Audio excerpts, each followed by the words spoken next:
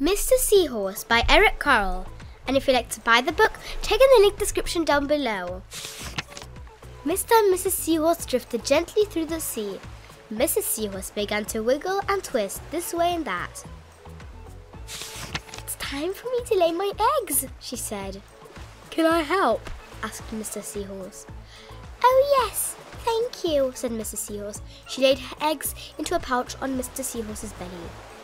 "I'll take good care of our eggs," said Mr. Seahorse. "I promise."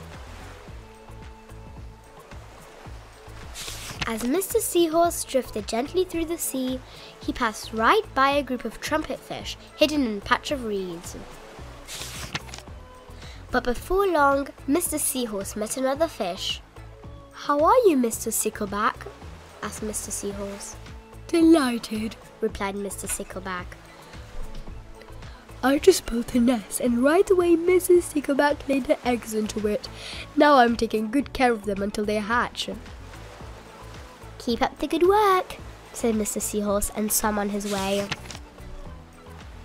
As Mr. Seahorse drifted gently through the sea, he passed right by a lionfish hidden behind the coral reef. But before long, Mr. Seahorse met another fish. "How are you, Mr. Curtis?" asked the seahorse. "Perfectly fine," replied Mr. Curtis. "Mrs. Curtis laid her eggs, and I have them stuck on my head now. I am taking good care of them until they hatch." "You are doing a good job," said Mr. Seahorse and swam on his way. As Mr. Seahorse drifted gently through the sea, he passed right by a stonefish hidden behind a rock. But before long, Mr. Seahorse met another fish.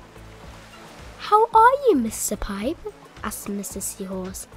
"Couldn't be better," replied Mr. Pipe. "Mrs. Pipe laid her eggs along my belly. Now I'm taking good care of them until they hatch." "You should feel proud of yourself," said Mr. Seahorse and swam on his way. But before long, Mr. Seahorse met another fish. "How are you, Mr. Bullhead?" asked Mr. Seahorse. "Tip-top," replied Mr. Bullhead. "Mrs. Bullhead laid her eggs and the eggs hatched. Now I'm babysitting." "You are doing a fine job," said Mr. Seahorse, and swam on his way. The time had come for the seahorse babies to be born. Mr. Seahorse wiggled and twisted this way and that. At last, the babies tumbled from Mr. Seahorse's pouch and swam away. One baby turned around and tried to come back to the pouch. "Oh no," said Mr. Seahorse. "I do love you, but now you're ready to be on your own." The end.